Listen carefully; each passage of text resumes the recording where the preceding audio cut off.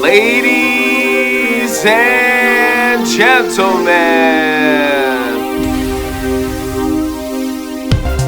and gentlemen, you're watching GEEKCASTER, everything sci-fi, fantasy, and pop culture commentary. I'm Seven, we have Drew, and we have Corey. And we are live. In the snow. That's right. So, shout out to everybody watching us on cable, everybody watching us on YouTube or GeekCaster.com. Thank you very much. And we got some goodies. So, you want to start with movies first, guys, or pop culture stuff? Flip a coin. I don't know. Either one is okay. Movies. Get out the way. Sounds good. So, this movie came out a little while ago, but we didn't talk about it yet. Together. And, Corey, you smiling, and Drew, you're like, yeah, whatever. What do you think about the movie Together? Not really. We'll get into it, though. Yeah. Well, hey, do you want to kick out the synopsis and I look up the IMDb on that one? Sure. Corey, you saw it, right? The synopsis. Is there a synopsis? This was like a glorified B movie that was promoted well by James Franco. Why is everything a B movie with you guys nowadays? What's going on? I would say this is a lot more like, not necessarily art housey, but this definitely was more of the independent horror route. Mm-hmm. It falls in line with this well, just like new stream of horror that we're getting, where they take a certain theme and they kind of don't necessarily make like a literal take on it, but it'll be like a dark kind of modern interpretation on what would be considered like, just human scenarios, human conditions and stuff. Together plays the angle of a couple gets exposed to it's like kind of like a paranormal anomalous water. And this water has the curse of, if two people kind of drink it and they agree to they're like in a kind of, a relationship type of scenario, they will gradually form, they'll attract, and they'll meld together in this very Cronenberg-ick type of manner that you kind of got to just see to believe. It was well done, I think, in how they kind of played up the horror of what a relationship is / potentially could be between two people if one wasn't as invested in the other, or one was shiftless and the other was ambitious, or if just two people just don't necessarily mesh together. They've been together for a while and it's kind of run its course, but one side doesn't want to let go and the other's feeling reluctance or regret or whatever. It plays with stuff like that. Right. And sorry, go ahead, Corey. I was going to say, in a way, yeah, but it's taken off of Greek mythology. And that's what I wanted to research, how deeply it is, because everything's based off of Greek mythology these days. But the reason I said it's a B movie is when you take a movie and you try to use as little people as possible with as low cost of production as possible. And that's pretty much what they got away with. There wasn't too much as far as special effects. There wasn't too much as far as, different set designs and everything like that. It was a very 1, 2, 3 kind of story that, without giving too much away for the plot twist and everything, with the relationship aspect that you're stating, if you were to go down the Greek mythology, if you are meant to be with that person, you think that person is your person, you never want to be separate from that person, then you're together all the time, always. And you see that in real life, and they trying to translate that into a movie, which I thought was genius. The execution just didn't match my expectation of their promotion of the movie. Well, that's an interesting point, and there's two things. But first, I want to give shout out to the director, Michael Shanks. The director is also the writer. And then you have Dave Franco, Alison Brie, which is married to Dave Franco, and then you have Damon Harriman. So, yeah, I mean, this is the future of, I would say, maybe half of the films that come out in the future now, or at least for the next couple of years, why Hollywood tries to fix itself, where they're relying more on the concept and the story than having a large cast, than having a bunch of special effects. I think this is kind of where we're going because they want to flip. I mean, the film industry is basically like a stock or investments, at least how it's run. It's not really run based on creativity, right? It's like what names can we get a chat attached, or what properties can we keep throwing at people. But for those that actually want to tell stories, I think this is a great time for them. I don't. You guys think the execution wasn't quite there, or you think it was great, or Thanks, that I beg to differ.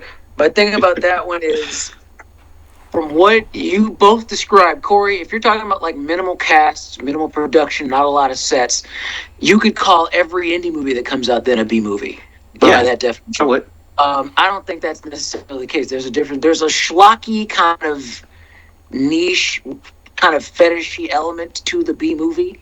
That's why it has its own little like subcategory, subgenre in film. But like when it comes to movies like this, the budget's too high. The production is definitely there. It doesn't fall into what I would call schlocky B movie territory, and it's a lot more allegorical than anything else, as opposed to your thing about Greek mythology. Everything sounds like it comes from Greek myth because when you make films or stories about something real, right, and then you use old, like either old imagery or old themes or motifs in that thing, it's usually used just we refer to Greek stuff. It's a lot of Greek mythology type of stuff. The waters of whatever the hell it is in this movie that makes you like Cronenberg together with another person that if you're that jonesing on them, I'm not sure what that is. Well, I'm they not sure did. if that's the Odyssey or anything like that, but when it comes to portraying that, I think for a modern take, it wasn't bad. It was kind of on point when it came to the turbulence that you hit in couples, and then those that just need to be together. Because that's literally how I see couples. Like y'all are just until it doesn't work, and then y'all become the other version, which I won't spoil, that you see later on in the film. How it can go good and how it can go bad. It depends. So, But I don't think it would be your schlocky though. all right. The reason I say production wise, because there's another movie called Mother, if you guys remember, that starred Jennifer Lawrence, and it was about another take on Greek mythology, and they didn't use names. That was very allegorical, and that was high production. There was a lot of special effects. There were a lot of set design changes, a lot of different locations. When you have, I wouldn't necessarily agree that this is the future. There are still places like Thailand, Australia, New Zealand that are, reaching out to film companies to come make their films in their area for their location. And that's why spy movies are very prevalent because they visit a lot of different locations. But I digress. Back to Together, it being a very centralized story on a particular story. They did cover the Greek god. I don't remember. That's why I wanted to double check that. And they played with that a little bit. It wasn't really receptive to me, who is into that kind of mythology. Like it made sense for the story, but I just felt like the execution could have been a little better had we had more examples of, like, let's say Aphrodite and her love, and everyone knows like Coco Chanel, that's the love potion that's generally widely accepted. But then you have one couple from this one story of this one experience of this guy who follows this Greek god on relationships and love and theory. I thought it was very minimal. Well, we'll move on from there because we do have a lot to check out. But I would say that I see where you're going. That you wish they just leaned into if you're going to touch on the history and just lean into it a little further. Exactly. Okay. That's why I think you're kind of overestimating the attention span and the levels of interest that people have in modern day when it comes to films. It's usually just, if it's not surface level, they ain't interested. But I don't know. I don't know. I don't know. We look at Guardians of the Galaxy and Marvel, who have like so many stories going on. I don't know. It depends. Not everything's deeply allegorical about them, and most audiences nowadays kind of prefer it that way. But I can appreciate it for what it is. Yeah. So let's go to 28 years later, The Bone Temple. In fact, we have like 2 or 3 titles with bone in it today we're going to talk about. So what did you guys think of this film? Which was, I didn't even know it was directed by Nia DaCosta. So that was interesting.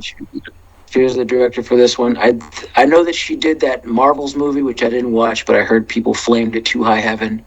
Um, With this one, though, I mean, it's like she shows chops as a director. It's shot well.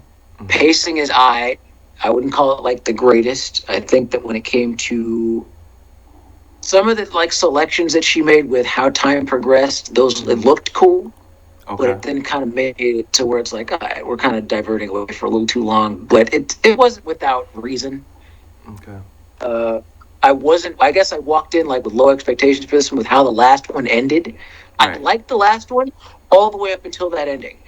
That weird Teletubbies meets Power Rangers ending, where the Jimmies come through, save Spike because Spike's about to get yapped by the rabies infected people, by the rage infected, and he joins up with them.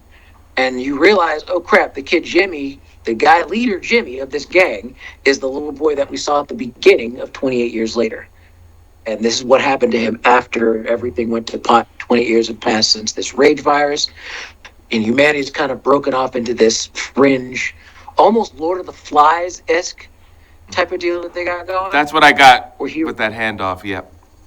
Yeah. I like the dynamic. That being said, all as much as I didn't like the way that it ended with their introduction, how they lean into it and she mellows out, and they're now just like this band of just roving psychopaths.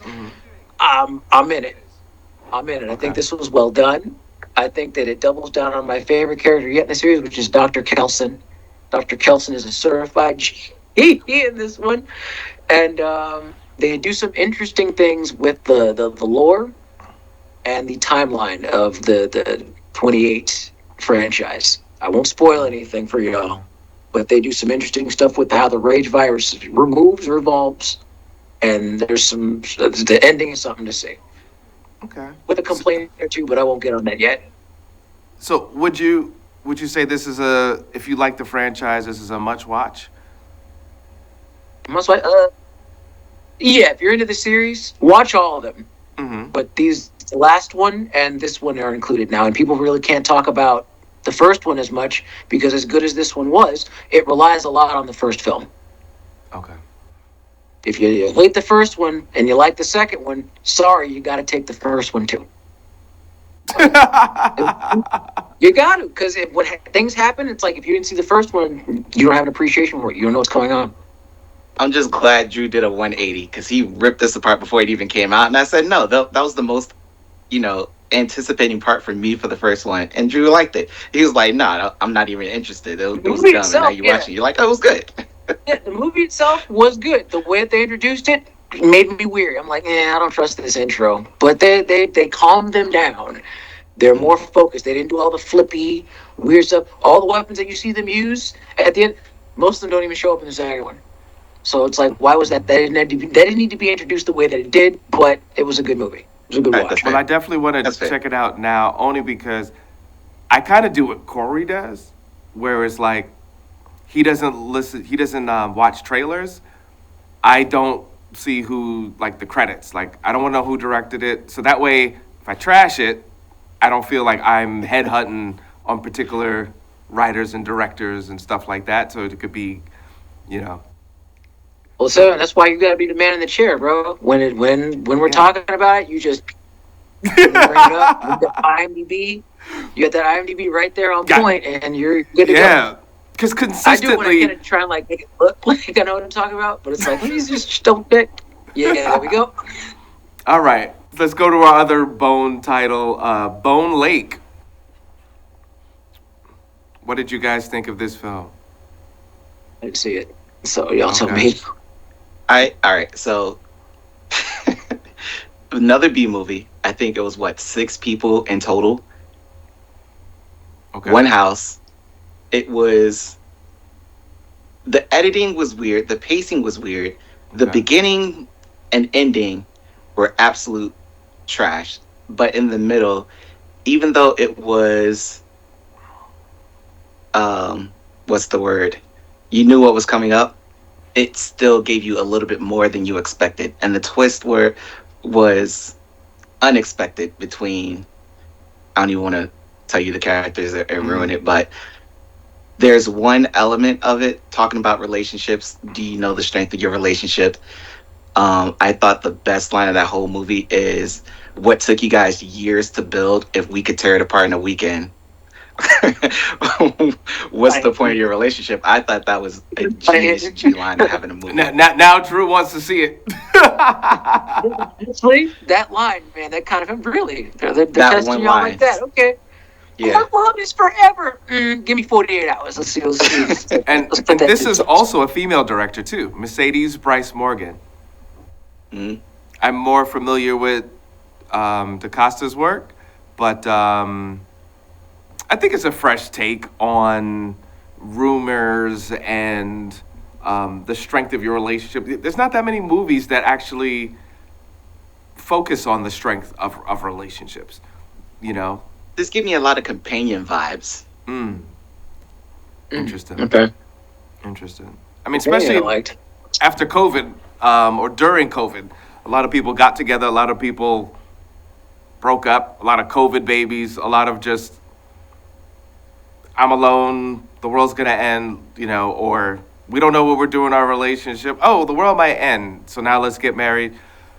And a lot of those relationships did not last. Or there were a lot of relationships to Drew's rants are based on nothing, but some sort of dependency or something like that. And it is what it is. What it is. And this movie, I think it's a great date movie, and or people that have been together for a while, because it's like, how would you handle this? You know, kind of puts that mirror up at people, which I think is kind of cool. But I do agree with the there are parts of the movie where it's like could have been a little better, but overall I think it was decent attempt, especially with a low cast, and to keep it interesting all throughout is not easy with just like five people, four people. So Exactly. So that's why I was saying, I think relationships and couples should watch Bone Lake over together because you would get a little bit more out of it. 100%. Oh yeah, there's more in Bone Lake. Together, there's really nothing there. Like it's not a movie you want to see again, right? Yeah, not at all. So no, for sure, for sure. So there's that one. All right. What else we have on the Dr. Pepper. Oh boy. So Corey, you sent this to us. This is our pop Mhm. culture segment. Um, so this young lady, in fact, I could play it here. She basically went online, and I wonder how much of this is really real. Corey, did you do any kind of investigation on this? Because Yes, basically, this woman went online. She said, "Here's a jingle." Obviously, someone sampled it and did something or put it in AI or something, and then it became a huge hit. So the funny thing about her is she actually has her marketing degree. We talked about this in our marketing Okay. class. She marketed directly towards Dr. Pepper, and Okay. Dr. Pepper took her up on her offer. They made her jingle into a commercial that aired during the national viewing of the college football game between, I think it was Indiana and the Miami Hurricanes. Millions of people saw this commercial. After that success, Hmm. all of these other companies reached out. Hey, we want that kind of publicity. Can you make a jingle for us? And she started making more jingles for other people. So she's making a lot of money. We're betting on seeing a commercial from her for the Super Bowl. So this was a power marketing move Yeah, but on she, all aspects. this, what that rings to me? This is a setup. This is fake. This is like, no, Corey. There's if you tomorrow say Mhm. da da da da da, I'm loving it. Mhm. I don't know. There's a lot of pay to So play there's to there's make two things things. go viral, and to have There's that two things. connect for the. I don't believe this is real. I just There's don't. two things. It's definitely real. So the one thing that I will say is that's like a difference between a Justin Bieber putting a song online and being discovered versus me reaching out to you via social media saying, "Hey, have a great idea for you. Will you take me up on this offer?" And they actually do, and you get a lot more success that way. It's the mechanisms may be the same, but the execution is totally different. How would she have the connection to talk to the right person to magically Not right take her person. serious? So that's the other thing. If you go Right. on her page, she linked Dr. Pepper and all of these other subsidiaries under Dr. Pepper. She put a lot of hashtags. So when you look at her page, it's connected directly to Dr. Pepper that she put towards Dr. Pepper to say, hey, I have a jingle strictly for you. And they took her up on that offer and they responded. Just like you look at all of these other fast food social media accounts, which is actually genius right now, and how they play off of each other. Right. Wendy's, McDonald's, Taco Bell, Right. Subway, whoever are monitoring their social media right now for Right. the new generation, they're getting a lot more success, and this is only the beginning. All right, Drew, do you buy it? That this was organic? The long and short of it, this lady goes online. She was for Dr. Pepper, right? The Right. company. Mhm. She posts her jingle online, hashtags their company specifically, and says, "Hey guys, I have a jingle for you." So it's kind of like a backdoor pitch, an open pitch that she posts online, and allegedly the company gets a wind of it, and it becomes their next thing. If it did happen organically, cool. It does show that people can, under certain circumstances, have that window, use the social media stuff for more than just posting opinions, but also use it as a means to pitch their shot. My thing about that is, just as easily, Dr. Pepper could have been like, screw her idea, but take the jingle. We'll put it in the studio, put some money into it, and then we'll just market it as our own. There's But then nothing you that could she can sue. say to stop them. No, there's nothing that they can say to stop them. Whenever Yeah, they you can. say, and You have the she can video try to- evidence. You have the video evidence, but it's like there's, like I was saying before, the show 7. Mm-hmm. That jingle, while catchy, you want to know why it's catchy? Because there's 8 million others that sound exactly like it. Mm-hmm. So it's the angle of, okay, if she says, well, that was my idea, I posted it here, you could then point to 8 million other cases where, dude, this just sounds like the jingle from Coca-Cola, which in turn sounds like the jingle from Pop Nation, which in then turn, it's like, it's this, they have more firepower and leverage when it comes to that. But it's a If good it's a means story. for them, it's a good story. It's It a might good be on some story. clickbait That's why, stuff. yeah. I would say protect your stuff more than anything else. If she had a jingle, Mhm. record it, copyright it, do what you need to do to it, post it online for them to possibly steal. Maybe not be the smartest way to go, but it's a shot. It's a method. Also, Corey, I think you guys to are your under- point with Justin Bieber, everyone knows the story, the alleged story of Justin Bieber being on YouTube and he blew up and became famous. That story is not necessarily true. He already had a deal before they started pushing the likes and he was already in position for success within the music Right. industry. So it wasn't, that's why I wonder if we dig deeper. And the fact you said that she was a marketing major and how she's presenting herself is, it's very interesting, the photos, and she's not marketing herself that well. But for the story, it looks like you just took some random black girl out of nowhere, and which is great for her, happy for her, but it doesn't, something about it doesn't seem like it's real. Like real. That's because you're nihilistic and the world is that way to question everything, which makes sense. But the other thing that I want to say is I'll take that. Shots fired on me. Hold on a second. I got to give myself the bomb. There you go. when you look at people who are utilizing the weapon of viralism, they are getting a lot more success, and that's what she did. She made this jingle, made it directly towards a specific company, and found a lot of success. We can say that with Mr. Beast, who utilized viral videos to make successes off of the videos that he created. Yeah, going like this. And just accumulated a whole lot of wealth. Yeah. Same thing with Justin Bieber. At a point, because the thing about Mr. Beast is he allegedly has negative right now, even though he's worth millions or billions or whatever. He apparently has like negative $17 in his bank account. So yeah, because he overextended himself with Amazon and his new show that didn't really do too well. But yeah. yeah, but no, just the same. If we're going to use him as a success, all right, this was cause and effect. Was that long term gain or that short term gain that he got? long-term investment, because now he's in the negative. So you could say, if the old girl in these advertisements, sure, she's up now, but unless there are certain steps taken beforehand, which is what I'm saying, that can go like that.